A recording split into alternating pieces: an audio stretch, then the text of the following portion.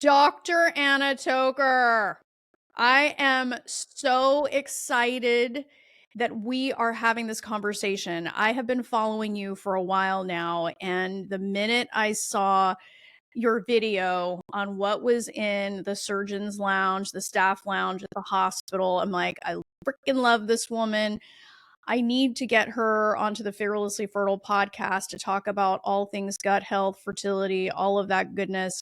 So I'm really stoked about having this conversation with you. So why don't you start us off with sharing a little bit about what's your specialty, how you found yourself there, and we'll start there. Okay, now I'll try to be brief because this is a semi-long story, but so I am a board certified colorectal surgeon, and those of us who do this for a living, you're actually double board certified in general surgery and colorectal surgery.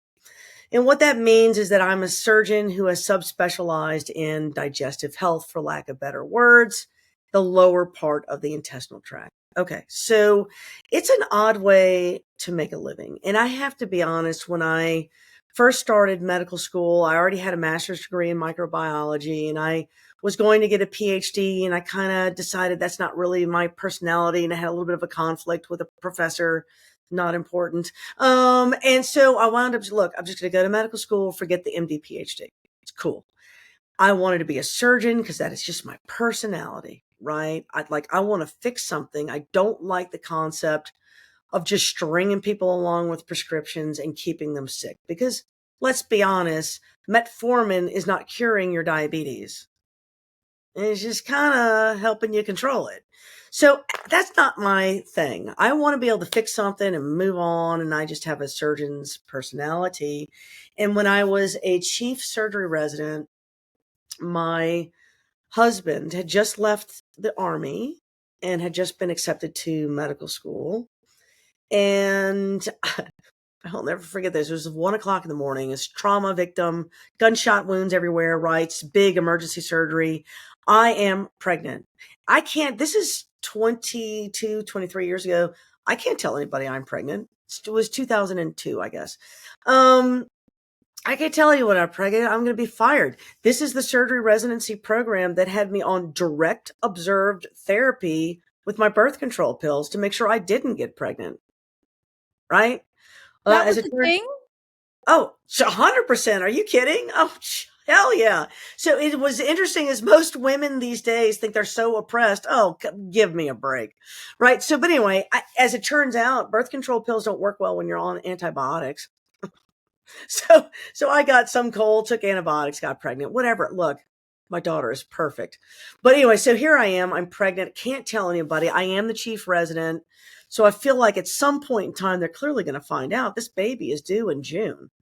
And the graduation for me is June. So I'm going to look really chunky here probably in a few months. And I'm still kind of in that nauseated phase and I don't know how to tell anybody. And only my husband and my parents kind of knew, right?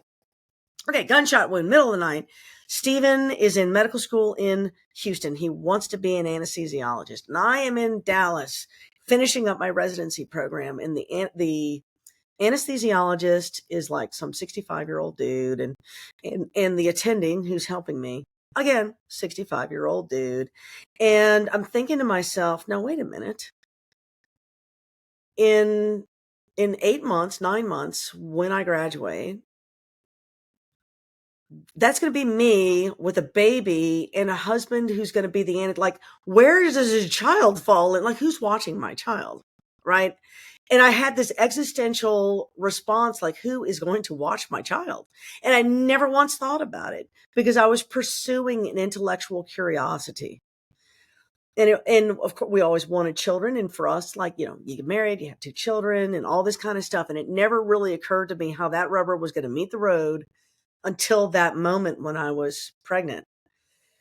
And so at that time, fortunately for me, I'd always had good grades. I was being recruited actually to become a plastic surgeon. The plastic surgeons wanted me to do a fellowship and whatnot. And that's still trauma in the middle of the night, and I didn't think I'd be a very good judge at boob size. Like, I couldn't do plastic surgery. So I started looking around for possible specialties, and And transplants, that's middle of the night. Vascular surgery, that's middle of the night. Trauma, obviously, middle of the night. The only guy I never saw after 5 o'clock was our colorectal surgeon. It was the only guy. And he was a nice enough fellow. I never stepped foot in his clinic. I only helped him in the operating room. He was a good surgeon, talented surgeons. The patients loved him. So I thought, you know what? I'll be a colorectal surgeon. And right there in Houston at Methodist Hospital, there's a associated program. So I practiced out of Methodist Hospital when I was in Houston. The program officially belongs to the University of Texas. And it's simply the attending start at University of Texas, then they move to Methodist, and the buildings are attached, right? So they just kept the UT moniker. My husband was a medical student at UT, and so it just seemed natural. I will do a colorectal fellowship at UT in Houston. And when I have the baby early, of course, I was under so much stress. When they found out I was pregnant, they made me take call basically every other night to get as much call out of me as humanly possible. And so I developed this preeclampsia thing that there wasn't enough amniotic fluid. I had to get a liter of IV fluid every morning at 4 o'clock in the morning before my day started to make sure there was enough fluid in there so the baby could develop her lungs. And she was born 7 weeks early anyway. She's perfect, by the way. She's amazingly perfect. The kid is like literally from God, angel, perfect. But they told me she would never survive. You should consider terminating your pregnancy, all kinds of stuff. And I was like, there's just no way. I knew in my heart there was no way. So, okay. I now have a baby. I've graduated. I've gotten through all that. I was sick. I almost died. It was horrible. Okay. So I show up in Houston, and it's the very first day, July 1st, 2003. Okay. And it's clinic day. All right. So I show up, it's in clinic. Do you have any idea what a colorectal surgeon does during clinic? Probably look at people's butts. Yeah. So I might have chose a different specialty if they put a little more anal emphasis in the title. It's all assholes, like all day long. It's like, Literally. oh my God. It was too much. So I go home. I was horrified. And I go home and I tell my husband, I was like, I have made a huge mistake. I've made an enormous mistake because I can't defile people like this all day long. It's not in my personality and I can't do it. And Steven's like, okay, Anna, grab the baby. I was like, grab the baby. And that, of course, if you're a mom, that makes you feel better. I got the baby. He goes, are you feeling better? I'm like, I am feeling better. You're right. This is why I just made the decision. He goes, no, give me the baby back. I was like, okay. He goes, all right, now you are a board certified surgeon. You've got Methodist Hospital. You've got Herman Hospital. You've got, what's the other one? Zale Lipsky, I guess is right there. Is it? Yeah, What's the is it name of St. the? Luke's and Yeah, there's St. Luke's. There's like the whole center. They all have emergency rooms. They all have general surgeons on call. Go take call. Be a general surgeon. I don't need you to be a colorectal surgeon. And then I thought, no, wait, no. I remember that event I had 9 months ago where I was freaking out. He goes, okay, so you made the right decision. Just go back tomorrow. And the next day was like the best operating room day I ever had. We did some of the coolest shit. If you don't know anything about the medical center area of Houston, I mean, people fly from all over the world, and Methodist Hospital in particular. So it is just fascinating pathology, and it's like the top doctors and like really cool high tech stuff. Like, this is why I became a surgeon. And I thought, okay, I'm just going to have to get over myself, and every other day is just going to be miserable. And then I'll have good days. I will have good days, and then I will have bad days. But it has allowed me to raise my children. And as it turns out, because I am a microbiologist by training, it has truly helped, especially as time has gone on, and it becomes much more important for the average doctor to understand normal microbiology and the microbiome. It's just naturally put me in. I mean, God puts you in the right place at the right time, and just that seems to have been what happened to me. I started recognizing a few years into my practice that patients were getting heavier and they were getting sicker. a lot more diabetes at a younger age, cancer at a younger age, and it seemed abnormal to me. At this point, I'd gone through medical school and 7 years worth of residency and fellowship training, 3 or 4 years of my own practice, and now all of a sudden, all this seemed becoming more and more prevalent. And then probably in 2009 or 2010, I began to notice an association between people with IBS, belly discomfort, and their intake of bread. And I was not doing a lot of literature searches at the time. I had 2 young children. I was running a practice. Did they have Google in 2010? Surely they did. I don't remember. Probably some form of it. Some form of it, but I didn't have an iPhone. I wasn't carrying around a high-powered computer in my pocket all day long. It wasn't something like, "Oh, I don't know the answer to that. I think I'll just Google it." There was none of that. The National Library of Medicine was not online, not to an easy way to access it anyway. So I didn't really do a lot of my own research. This is me observing things in my patients. And then when you have an opportunity, when you're on call, go down to the library and just sort of look things up. And as it turns out, 80% of patients truly gluten sensitive. They're gluten sensitive. It doesn't mean that they're celiac. That's a different disease. But 80% of people are gluten sensitive. And so the first step, and I think you and I were talking about this before you hit the record button, but the first step anyone should do, no matter what their problem is, whether it's you can't sleep, you can't focus, your clients are looking to start their own families. I was older when I started my family. And so I get it. I'm glad I had an inadvertent antibiotic event, to be honest with you, because by the time we had our second child, I don't think I would have ever been able to have a third. So had I not started when I did, I don't think I'd have been able to have my family. I would be where your clients are, wondering, what do I need to do to make myself healthier? And the first step is gluten-free, to be honest with you. That's gluten-free. Yes. Okay. And And that's started it, yeah. yeah, well, and I want to stop you just for 1 second. We'll go back to this gluten-free thing. Mm, I really hope that the women listening to this took from your story that you made a conscious decision about how you wanted to live. sure. And that's such a massive, like, gold star for Dr. Toker, because a lot of women, and I mean, including myself, I'm Gen X just like you. Like, Yes. we bought this idea hook, line, and sinker that we had to choose between a career and a family. Right. And what you did, which I think is so, whether it was intentional, presence of mind, whatever the case may be, um, you chose something that would allow you to have the benefit of 100%. both. Yep. I Both. have a supported husband too, so that was the other thing. I met my husband later in life, and he already knew that I was in medical school when we met. And so he was always supportive of the quote unquote career. So I never really felt like I had to choose between the love of my life and the love of my brain. It was like never really a choice because he was always supportive.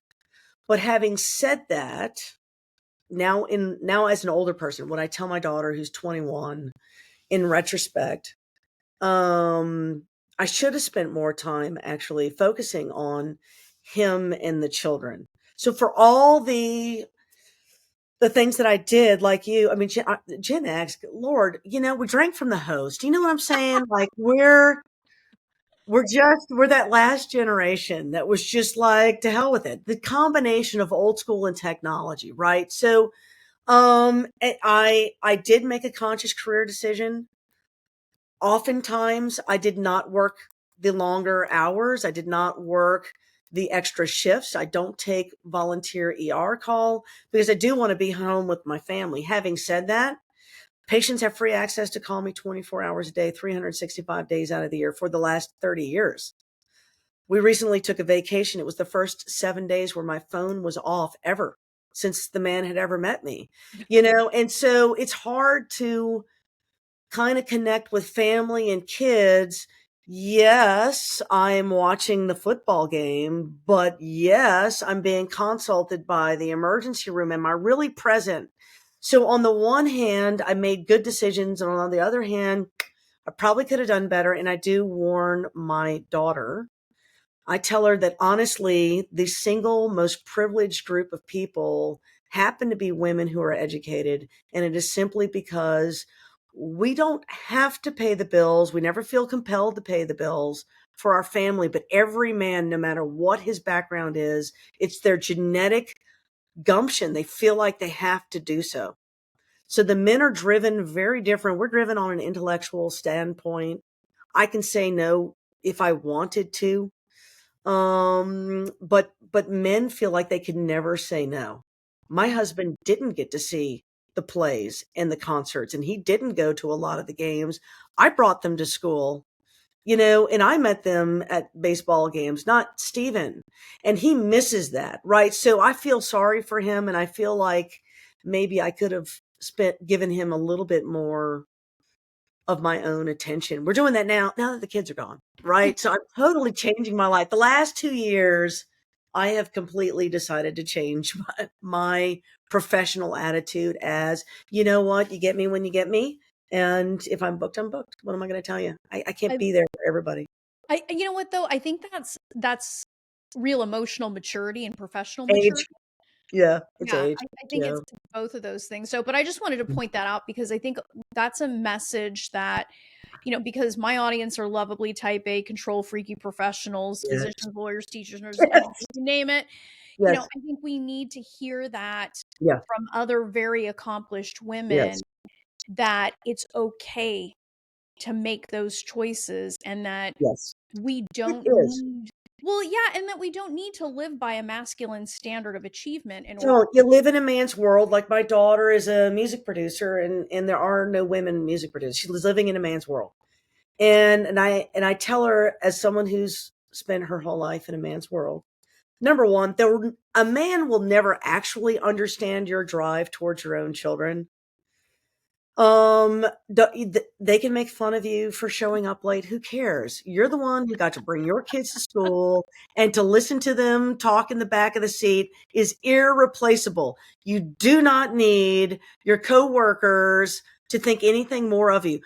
You also don't need to make the same amount of money. So for all the pay disparity, oh, men get paid more. Yeah, they will work the extra shift. I'm not doing that shit. I want to be home with my kids. Let them make more money. I don't care. I do want to retire by the time I'm 60. I don't know if I'll get there, but I'm hoping. I do want my children to be well educated, and they both are. I own my home. Mission accomplished, right? So now it's focused on the hubby. Can we retire and still travel in our retirement? Me doing online sort of outreach allows me to share sage wisdom, like once Mhm. you've kind of been in the trenches, sage wisdom needs to come out and educate people. If I can parlay that into side pocket money, mailbox money, so I can retire early, that'd be fantastic. And if I can't, that's fine. It is a mission that I happen to be on, is talking to people like you and new and different audiences, and just to remind people you can be healthy again. It just takes a lot more effort than I think it used to. That's all. I mean, that's Wow. kind of like my main message. Yeah, well, let's bring that full circle then, because you started to say the number one thing gluten-free, and that Yeah. Dr. Toker, I Yes. I I wish. Shocking, isn't it? You didn't Yeah. want to believe it, did you? And when Well, someone first told you that, did you act like someone was just murdering your baby? And you're like, there's no possible way. I've been eating bread my whole life. It can't possibly be bread, right? bingo. Duh, everyone. Bingo. I'm telling you, everybody, everybody has the same. Everybody. Everybody has the same response, and a Wow. lot of them won't listen to me, won't listen to me, won't listen to me, and then one day they do, and they're like, "Holy shit, she was right." I don't mean to be right. This is just the science. I mean, it is published in the literature. I didn't make it up. So there So you why go. are we not hearing this more often? Because people like to politicize this as well, right? They'll No, hear, "Oh, well, you've, gone crazy if you're being I so know. picky about your food." And it's like, "Well, wait a minute, when you figure out what they're spraying wheat with, Thank you. It's So called I will life. tell. Okay, I was one of these people. Okay, I have to tell you, I grew up in New Orleans, so I'm a very social, friendly person. I don't consider myself some rabid right wing conspiracist, which they will call me because I say go gluten free. Really, Yeah. Join they the club. Join the club. I so mean, like, anyone. okay, I voted for Ross Perot. Are you one of the Ross Perot voters? I am. Oh I was like God. one of these libertarian type people because I grew up in a really liberal city, like anything goes. So from a social standpoint, like I'm pretty loosey goosey liberal. I don't really live and let live. Like I don't care about any of that kind of stuff.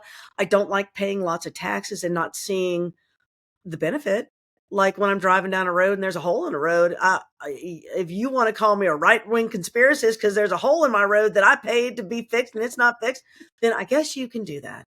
Okay. And I used to think when they would talk about I considered it hippy dippy stuff, organic food. To me, as a chemist, anything that's carbon based is organic. I mean, my body is organically made. I didn't recognize because I think the hippies that, and I used to always say this. I probably do not agree with the hippies on tax structure or politics, but they're right about their food. And I've always said they're wrong about their failure to shave and bathe, but they are right about the food because most hippies of the time were eating like, they had their own communal farms. Like, dig it. That's right. Okay. And they didn't brand their organic well because you saw organic and you saw hippie. I think if I could go back in time, I would find that group of people and I would say, don't put a hippie as your spokesperson.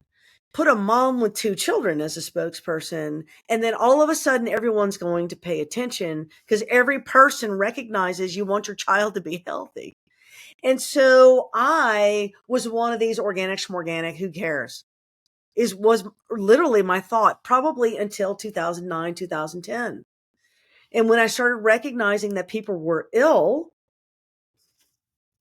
you can do, and this is easy to do now. You can Google search um, autism, Google search a timeline, incidence of autism over time, incidence of obesity over time, incidence of ADD over time, incidence of diabetes over time, incidence of inflammatory disease, autoimmune disease over time.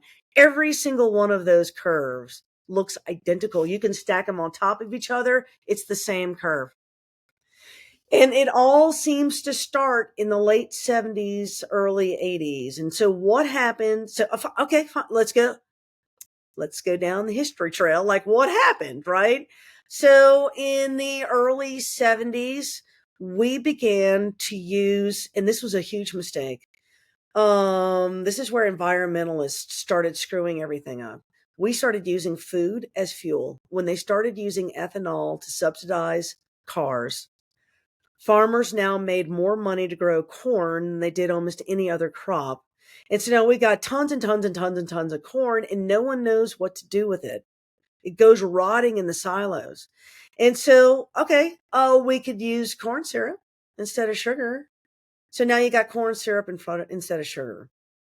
All right, well, just compound all of these things on top of each other. They replaced butter with margarine. They replaced sugar with corn syrup. They replaced sugar with artificial sweeteners. Then enter Monsanto. Well, hell, you're a lawyer. I don't know what kind of lawyer you were, but I mean, the Monsanto thing ought to get everyone upset. Those are the creators of Roundup. And Roundup is really just Agent Orange. It's a very effective herbicide. Yeah. It's a persistent chemical agent. And when Monsanto company genetically engineered soy to withstand Roundup, that was sort of where all those curves start doing one of those things. They're saying there are towns in Iowa where it just rains glyphosate out of the sky. There's so much glyphosate being sprayed everywhere and it's a persistent agent. It's in the groundwater. And I don't know how we get rid of it. And so enter Robert F. Kennedy. I mean, Kennedy is the one who sued the Monsanto company on behalf. He was part of that legal lawsuit. And in fact, his first meeting as Secretary of Health and Human Services was at Monsanto. So it's like Daddy's home, and thankfully, I probably don't agree with a single political thing RFK Jr. has ever fought for. I would think, with the exception of the food thing. Yeah. I'm sure he's probably a hippy dippy liberal, and that's not me. But he's right about the food, damn it. And that doesn't make him crazy, and it doesn't make him a conspiracy theorist. And God knows he's not a right wing fanatic. He Yeah. just wants to be healthy. Well, You and know, and isn't it scary though that any conversation that we have about health has to be politicized? I mean, I it think that's shouldn't a be. I, yeah, I I mean, I'm like so taken aback by that. Like, why is this a political conversation? All yeah, of us are biologic creatures. It does not matter who you are. If you're human, it doesn't matter what the outside wrapper looks like. The inside of us are all the same. And the chemicals will respond to us in all the same ways. And, our children are really under severe assault. People used to care about this in a non-political way. And what's fascinating to me that you will see people who right now are very left wing, very vocally left wing, Hollywood type people, where 10 years ago they're rallying against the childhood vaccine schedule, and now they can't admit that they didn't want their kids vaccinated because of politics. I wow. think we can all agree a newborn infant is not at risk for hepatitis. They don't need a hepatitis vaccine. We can all agree to that. It doesn't make me a hippie. It doesn't make me a right wing radical. I'm not a conspiracy theorist, and I'm not even anti vaccine. But all those labels have popped onto us in the last 5 to 10 years, and it is a tragedy. It is a tragedy of the American experiment that has happened. I Yeah. don't know if we can turn it back. I'm hoping. We'll see. Well, it's certainly a way to keep people out of thinking and into being super emotional and not really looking at the issues and really, because when I think about this audience, I mean, when you're a woman who is over 35, trying every treatment, diet, lotion, Yep. potion, yoga pose, spirit baby God reading, bless. all of this stuff to make this happen. And Yes. then you get to a point where people are telling you you're crazy. Well, we don't have a diagnosis for you other than you're old. Yeah. They're not talking about things like microbiome, which, Right. as you're going into, like, it's controlling everything. Everything. It controls everything. And this is okay. If I were to write a conspiracy novel, okay, my conspiracy novel to be the evil genius who takes over the world would be to destroy everyone's microbiome. So now that they're anxious little, can't think on their own, can't come up with a sound decision on their own accord, because they have a destroyed microbiome, they would be unhealthy. They would be psychologically unhealthy. They wouldn't be rested. And that is an easy way to control the population. And when you look around you, that this is exactly what's happening. And people will post videos, and this is their dinner, and you're looking at what they're acting neurologically like unsound, like they're anxious, they're crazy, and I'm looking at what they're eating. I'm like, can you see there's an associate? They're trying to kill you. There's the association. I know if you just drop dead today, they get charged with murder. But if they're going to murder off your microbiome, um, that's an untraceable crime. They're Yeah. getting you to do it on purpose. They're asking you to put antimicrobials in everything for the fear of germs. Fearing germs is a human emotion. It's very easy to sell clean, clean, clean. You want clean. And so we lather down our homes in antimicrobial everything, and our poor children are growing up with no bacterial reference point. That's injury number one to their immune systems and injury number one to their microbiology. Right? Kids Wow. need to roll around in the dirt. They need to be licked in the face by the dog. They do. Yes, they need to wash their hands. I get that. But but having Well, said that, if you it start the microbiome damage starts very, very young. And it's the reason I am against these childhood vaccines, because I'm 100% convinced that they interact with the microbiome. And I believe that we will find that that is the case. Well, it's interesting. Dr. Ryan Cole, you may be familiar with him. I remember I was in Idaho, so he's a board certified pathologist, Oh, okay. Yeah. was talking about microbiome back in 2020, and everyone Yes. thought he was freaking crazy. Yes. And I mean, and so it's fascinating to me that it's just now kind of getting, more and more people are paying attention. But Yes. so let's go back to, okay, so take gluten out.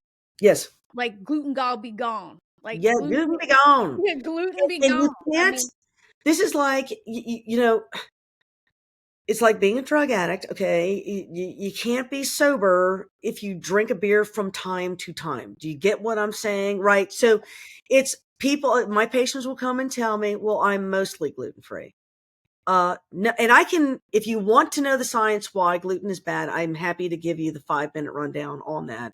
But it doesn't, you can't intermittently cheat and have it work. It has to be out of your system for a good 3 to 6 months before you can even consider doing sourdough that has less gluten in it. You know what I'm saying? So, and yeah. if you want me to run it down for the audience, I'm happy to do that. Why Well, that's, you know what I'm curious about? What is it about the 3 to 6 months? Because actually, our own family functional medicine Mhm. physician was telling me that because obviously the Houston area, oil and gas, people Yes, coming from all over the world, he says people from outside the United States will come here and he can time it to the day 100%. for when they start to get sick. And he said it's usually 6 months. And it's because 100%. of the gluten. Yes, and so the microbiome, I'll give this sort of answer or explanation in two parts. So the microbiome is it's trillions and trillions of different types of organisms. We don't even know all the names. You can't take one probiotic organism and sort of expect some miracle in your GI tract, right? And there are a lot of probiotic companies that want to sell a $200 a month probiotic to balance that's not how it works. But you're trying to balance tens of thousands of different types of organisms in a little community. Adding one extra one, not exactly going to do it for you. Okay. So you don't need to spend a lot of money. This is the main reason people don't talk about the microbiome. But it is a slow moving item, right? So think of it as a little garden that grows. Some of your plants will want full sunlight, some of them want shade, and some of them want to be a little dry, and some of them want extra water, and some of them want this pH, and some of them want that pH. And that's like your garden. And most women kind of have a garden, or think of a zoo. The lions have their meal, the gazelles have their meal, right? And if you are eating the same exact same thing every single day, you're really only feeding gazelles or feeding lions. You're not feeding them both. At one point in time, if there's only one food on the menu, then only one type of organism in your GI tract is gonna thrive. You know, the problem is that we all have is that highly processed food is high in sugar and fat and seed oils. And the population that loves those things are also the population that help give us serotonin, dopamine, etc. So you get a really nice neurologic pop when you eat processed food. And so that's coming from your microbiome. When you're craving the donut, you are not actually craving the donut. You are not mentally weak because you crave the donut. This is your microbiome wanting the donut. And it is sending every signal known to man to tell your brain, look, if you eat the donut, we will give you the dopamine that you want. All right. No one has to know if you break the donut, there's no longer calories. Okay. Just eat the donut. So that's what's going on. Okay. So the microbiome, and it takes a while before the microbiome gets out of shift and for you now to be held hostage by this microbiome. But because the microbiome is giving you things like neurotransmitters, people who have anxiety, people who have depression, people who are schizophrenic, they all have dysfunctional microbiome. Autism, ADD, you can actually fix those diseases by correcting the microbiome. Mm. In Europe, they are doing fecal transplantation exactly for that purpose. In America, they're not. You cannot get, oh, hell no, we need to sell you an SSRI. There's no way in hell we're going to let you do a fecal transplant and cure yourself. No way. You can cure schizophrenia with a fecal transplant, right? So they don't want you to know that. So that's the first thing. So the microbiome is complex, it's slow moving. The only thing that changes it rapidly is going to be a toxin. Okay. When it comes to gluten, one of the problems, again, because processed foods, it almost all is wheat based. Mm. Gluten has a inflammatory response in everyone that leads to a molecule called zonulin. Zonulin is an inflammatory molecule that looks exactly like cholera toxin. Patients who have celiac disease will have a cholera response to gluten. Now, we don't really understand why that happens, and I'm not 100% sure physiologically, like, why did God make us that way? This is not a mistake. It's that way on purpose. These molecules, like gluten, are considered what we call anti-nutrients. Like, it's a protein, but it's not a protein that you can digest, that you can use. It causes GI distress in animals to increase intestinal speed. And so they think the reason for these lectin type proteins that do this to your body is so that the animal eating it might consume a seed, not chew it all the way, poop it out. And now you got a seed sitting in the middle of fertilizer in the middle of the field. Right. So this is, I'm trying to think like a scientist, like, why would a food that is supposed to be good for you cause this response in someone? So that's the baseline response. People with celiac disease have that in spades. People who don't have celiac disease still have that, but it's a really low amount. It's a low amount. In the modern diet, there's bread or some flour product 24/7. Look at any snack. The hospital, the snacks we give the patients, they're all breaded. They're all crackers, bread, pasta. It's 24/7. So now you're getting gluten 24/7. All right. Modern gluten is grown in the presence of lots of fertilizer. And in the presence of all that fertilizer, that actually increases the amount of gluten present in the little wheat kernels. Now, the old fashioned way of growing wheat, you would cut the wheat, you have to let it dry in the sun. Now, that's slow. That takes too much time. We're Americans, we don't have time for that. So we spray it with chemicals. When you let wheat sun dry like they do in Europe, a lot of that gluten actually breaks down, is no longer present, which is why European baked goods tend to not bother you. Not only are they not sprayed with glyphosate, but they are not sprayed to be dried, so there's less gluten in the actual flour that they mill.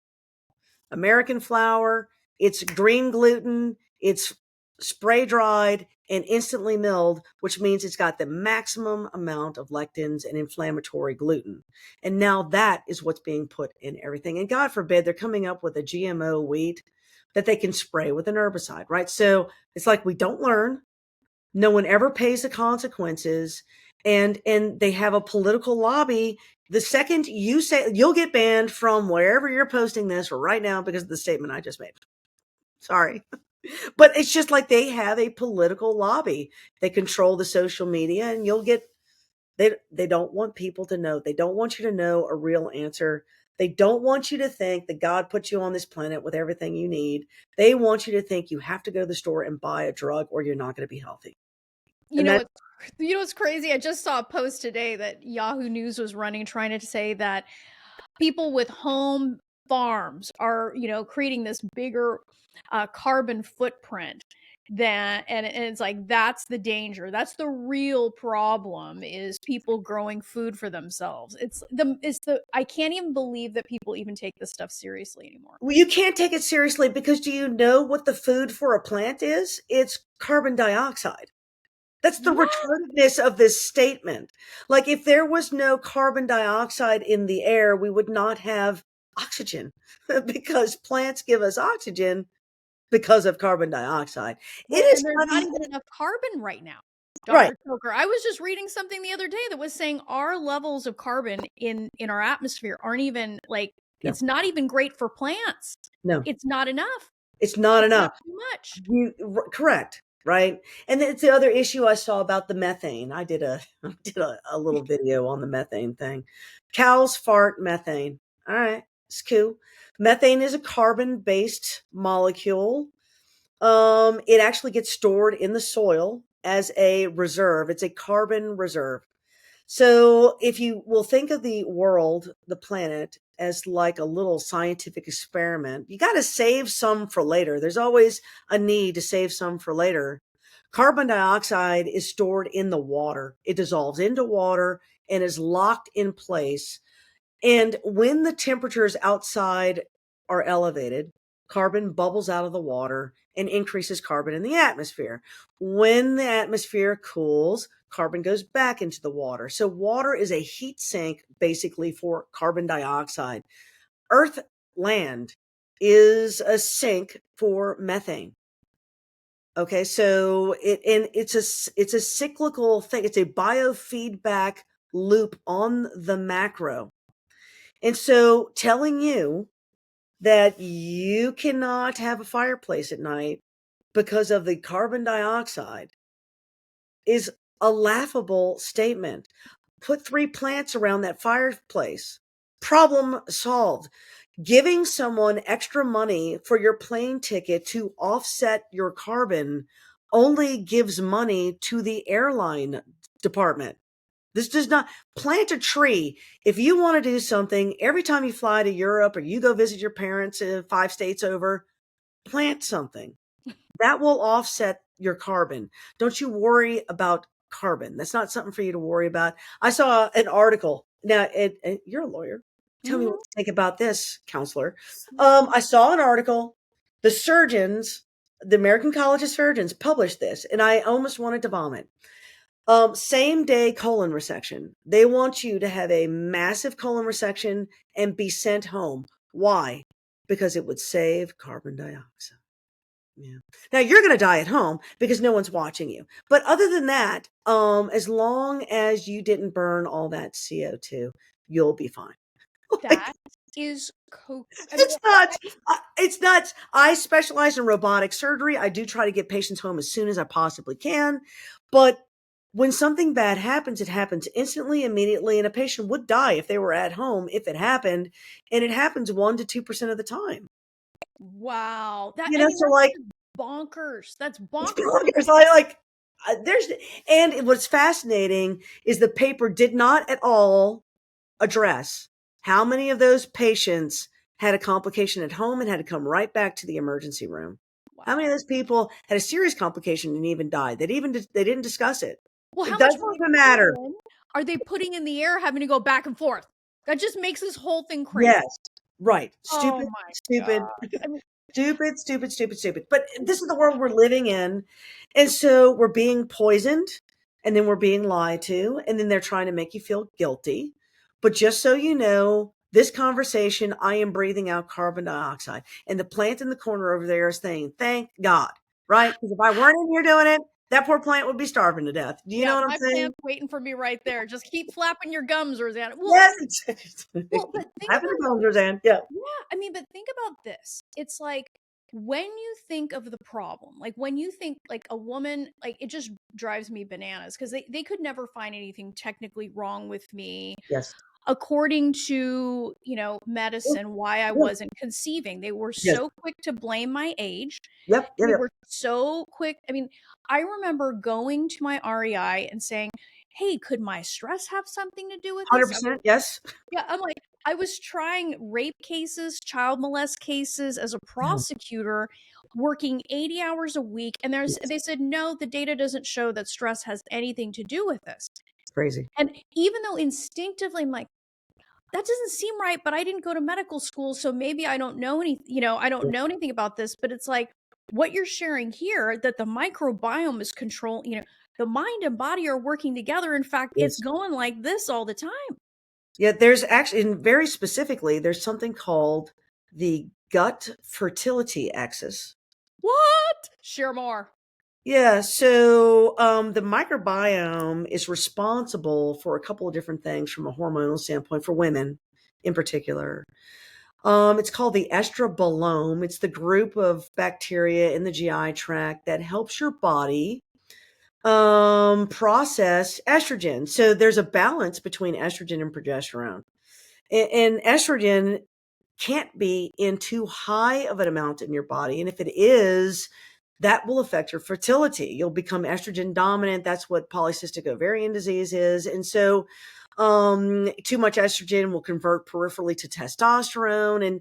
And we don't, it's a fine balance. You got to have progesterone and estrogen in just right little balance. And your body can do that. And it uses the microbiome to do this. A dysfunctional microbiome means you'll have too much estrogen in your body, first of all. The second issue is under stress in particular. When you're under stress, that directly negatively impacts the microbiome. And the most sensitive aspect of it is going to be this estrogen metabolism aspect of the microbiome. So people know for a fact your clients are not crazy because they can't have a baby. The same thing that is causing their anxiety is also affecting their fertility. Right. So that's what I'm trying to say. Like they're having anxiety and whatnot.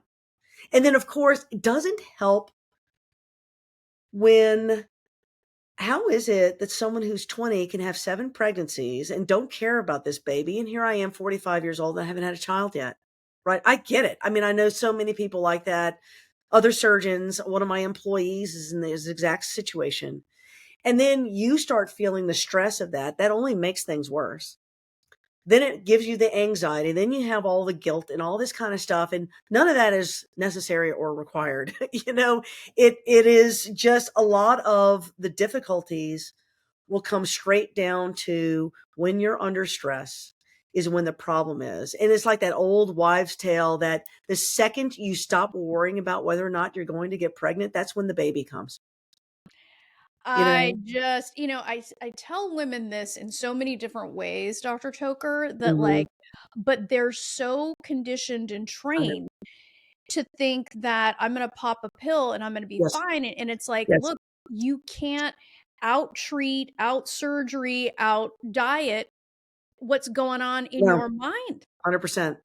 Yeah, and I think this is like the big psyops that unfortunately, and many doctors have fallen prey to this. The way we're trained as physicians is something called allopathic medicine, which means the end of every single evaluation has to involve somehow a prescriptive intervention.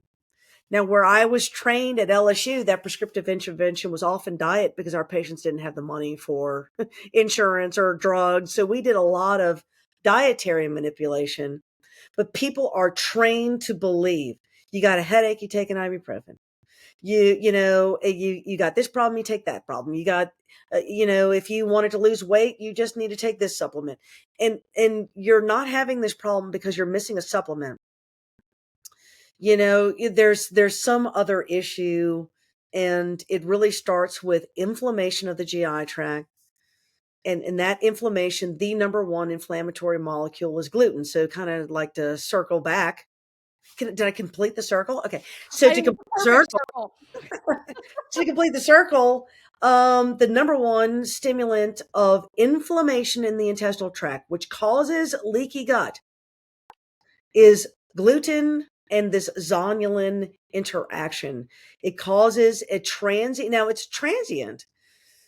So the second you stop taking the gluten, the zonulin stops and the cells can heal. The problem is if you've got enough inflammation, you have to wait for your body to churn through all these inflammatory factors. I mean, think about a surgery that you might have had. How long did it take before really it didn't hurt so bad? I mean, it's at least 6 weeks, if not 8 or 12. And it's just because when you're really inflamed, it just takes a while for the inflammation to come out of it. Which is why I think you need to be gluten free for a good 3 months. Make that gives you, from a surgeon standpoint, 3 months into it, I mean, I would say 90% of the inflammation in any wound is gone by 3 months. And so 3 months is the answer. If you're brave and go 6, that's awesome. Once you realize you don't need wheat, like I'm not telling you to cut calories. We eat potatoes with every single meal. We've been gluten free for a very long time because my daughter has all kinds of IBS stuff. Why? Because she's a 21-year-old girl, getting assaulted by her diet and her surrounding. She used to be an anxiety mess. She has ADD. She was on all these medicines, and she had almost a nervous breakdown in college. And it took we between a semester break, we took her off all of her medicines. She was on, ADD medicine, anxiety medicine, and depression medicine. And like the list of medicines were crazy. And she was starting to have psychotic problems as a result. Precious angel. We stopped all the medicines. We did a microbiome test, which showed her where her imbalances were. It suggested very specific dietary add to dos and very specific dietary avoids. She did that for 3 to 6 months. She was mostly better. We repeated the test one more time. She made those adjustments. Kid's perfect. It blows my mind, Yeah. Dr. Toker, that people are not like, I just did a whole bunch of that testing myself and it Yeah. blew me away. Yeah. I did the Nutri-Eval, GI 360, the Vibrant Health, Sure. like, and I was like, holy shit. Yeah. You get this, what, 200 pages of reports or It's whatever a it is. lot. It's the ones like when I first started looking into microbiome testing, the company that does the ones that you just talked about sent me like the thing. I'm like, how am I going to take this 300 pages and give that to an individual and teach them anything? Executive summary. Right. So, well, that's why there's a company that I use. It's called Viome, Viome. Ooh, okay, It's cool. online. It costs $200. If you use my name when you check out, they'll actually give you a $110 discount. Ladies, pay attention to that, and we'll drop that Yeah. in the show notes too, Dr. Yeah. Toker, because Yeah. You Viome, they offer a number of different tests. Some people will get the full body. It's genetic testing plus the microbiome, but just the microbiome test alone is really a lot of what you need. And when you check out, if you put in DRTOKER, $110 off the testing. oh, it's And worth every dime. oh It's my God. Yeah. Because if yeah. you went to a practitioner, it would be thousands and thousands of Yeah, I dollars to think I go through paid the like 1,200 bucks for mine. I easy, should have come to Dr. Toker easy. first, Yes. but like And I it's have nothing to do with it. It's like they will send you an app. They'll ask you all kinds of very personal questions in every organ system imaginable. And then they review, you got to poop and send your poop off. Okay. So then they review and they'll send you back a list of do not eat the following 10 things or whatever. Eat tons of the following 20 things. And then you can eat whatever you want to of this. Like this is irrelevant, this stuff, but none of this, a lot of that. And interestingly, everything you love is going to be in the don't eat category. Why? Because you're a person of habit and that's what you eat all the time. You've been feeding lions all day long and your gazelles are starving to death, right? So they work you outside, like let's get you out of your comfort zone. And here's a sardine, right? So yeah, I and they'll know. make you eat this weird stuff, and you're like, I don't think I want to eat that. And then after a while, you're like, it tastes pretty good. So now I've gotten to a point. Once you get all balanced out, you do this biome, their suggestions for 3 to 6 months, because that's how long it takes to kind of get everyone balanced out. And then once you've done that, the mantra going forward should be eat things that are in season. You should always be gluten free, always. Mhm. Eat everything that is in season. This forces you to change your diet because you're not always going to have access to citrus fruit. I mean, in the modern world we are, but just kind of pretend it's 1925, not 2025. And if you had it in 1925 in January, then by golly, that's what you can eat in January 2025. This is going to force you to change your eating habits. One of the other things that I do is I use a lot of these food subscription thing like Blue Apron, Mm. and there's one called Hungry Root. My daughter loves the Hungry Root, but Mm. they give you suggestions each week and they send you stuff you've never eaten before, and like all of a sudden you're eating, kale and what a quinoa and stuff that I would have said that's hippie food. There ain't no way in hell I'm eating that. But they send it to you, you cook it, it's delicious, and you realize, wow, A, I know how to cook now, and B, I understand how to cook other things than South Louisiana cooking, which is a lot of flour and oil and rice and fatness and sugar, and it's yummy, but having said that, you gotta learn Yeah. how to cook outside that, right? Yeah, well, I mean, I'm so glad that we're in Texas. I mean, we Yeah. we get our we know where our meat comes from. I know Oh, where yeah? my steak comes from. Well, I Yep. used to eat eggs because I just found out Yes, that I'm like violently like allergic to eggs and was yes, wondering why I felt so inflamed. And yes, I'm like, yes. you Eggs know, are a big one, which is a shame too.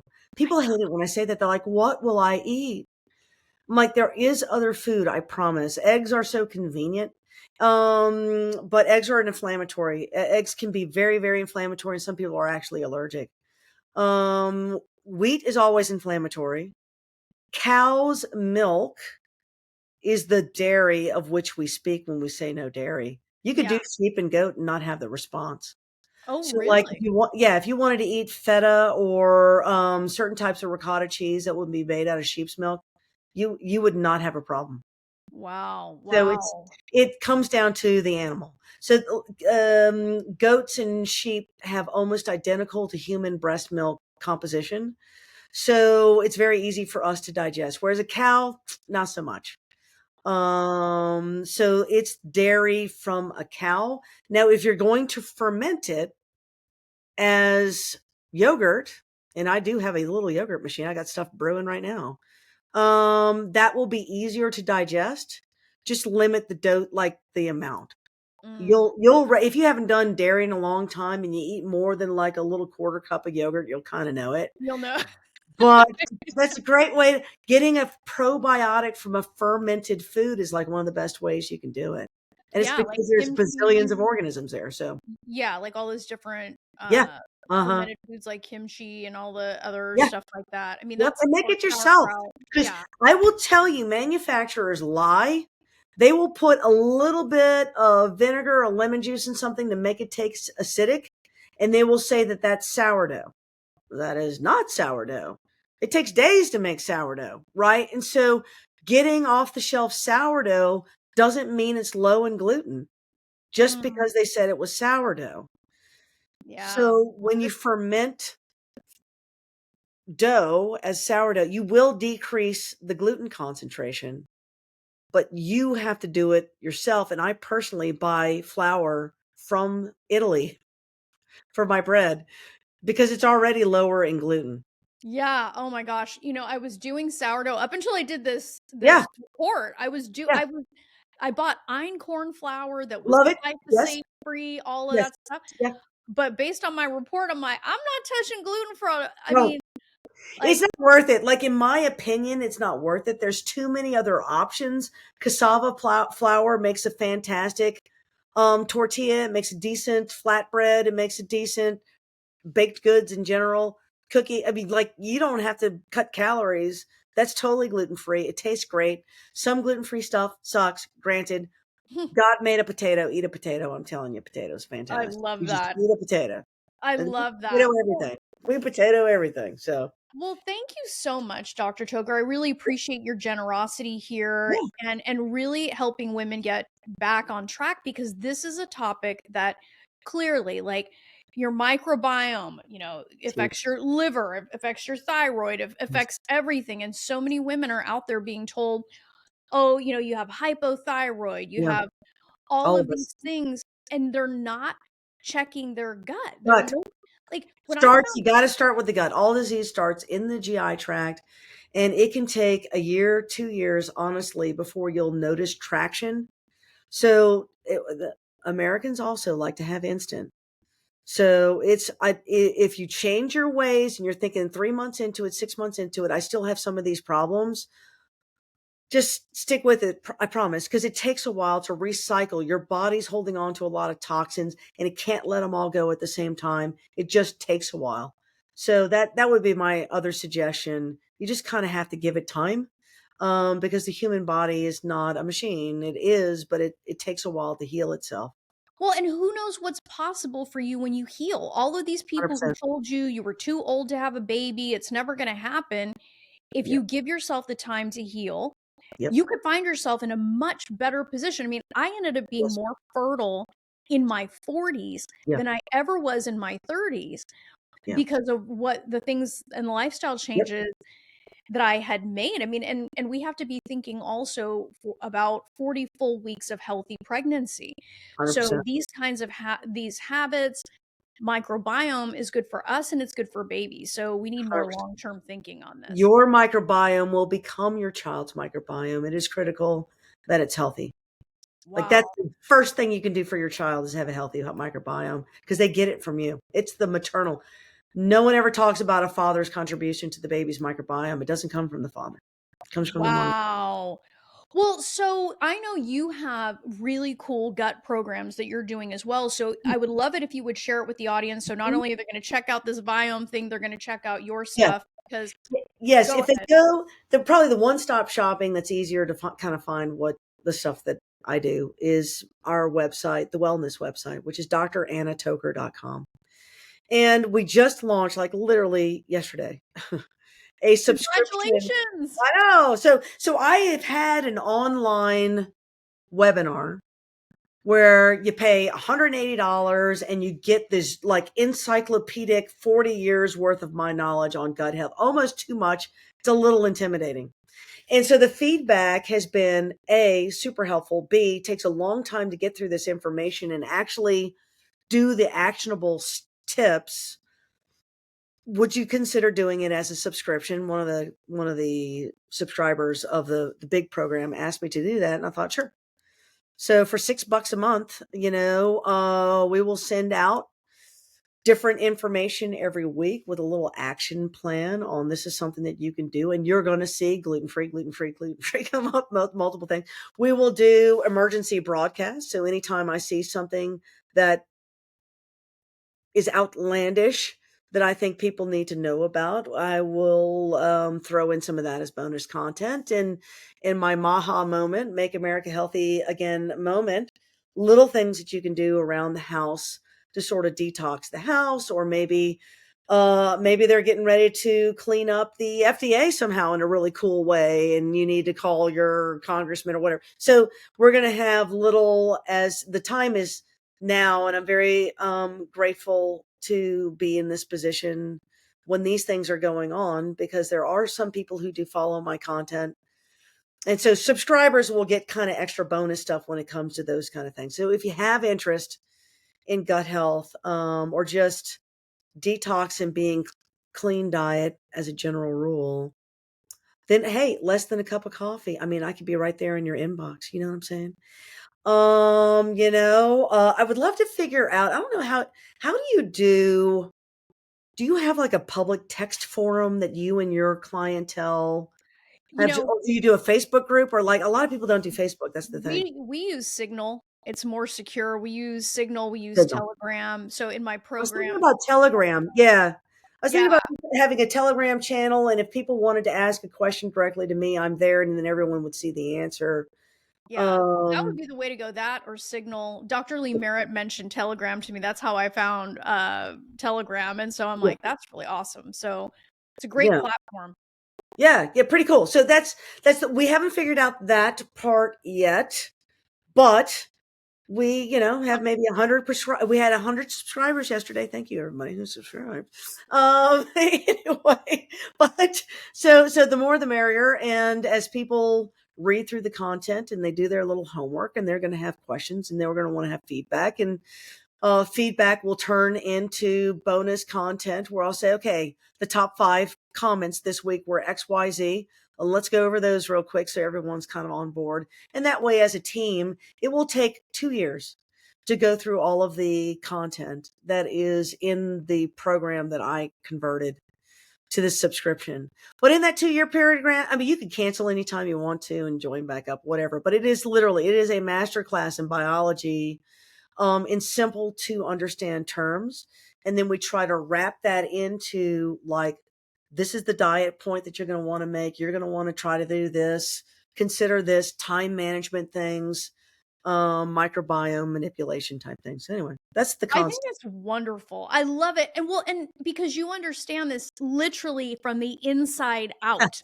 Yeah. I mean, like you're seeing people's guts and you're seeing like the Inside and out. Yes, that is very yeah. true. I Yeah. mean, I think that's brilliant. So thank you so much, Dr. Toker. It's really good to, to have be able to have an open, honest, fun conversation about these kinds of topics. And I think I really hope that women listening to this, you know, hey, get educated, ask questions.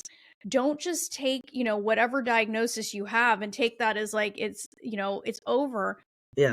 You're there's clearly more that you can do and look in places that we don't traditionally look. And, Yes. Dr. Toker's telling us to look around our belly button. Look Yes. in that area. Look, So, so yes, and informed consent is big. And if you ever have a question, always look up the answer, not from a political thing, but go to the National Library of Medicine. Look for a published peer review study. So when someone tells you something, is that true? Get your informed consent. And doctors, I'm telling you, I may be an asshole surgeon, but doctors are assholes. And it's my professional opinion. And I mean, because I have been sick and I've had doctors look me in the face and completely say something that is not written in any medical textbook. I'm like, don't you think we could try this or this? Oh no, that's ridiculous. And I've had a doctor excuse me as their patient because I refused to take, immunomodulating IV expensive drugs for a COVID vaccine injury, autoimmune disease. And they wouldn't even entertain the possibility that I'm just inflamed right now. And I bet you I could detox and spike protein my way out of it. Wasn't even an option. And when I suggested it, I got dismissed from the practice. I'm like, I am a doctor, for God's sakes. Don't you think it's possible?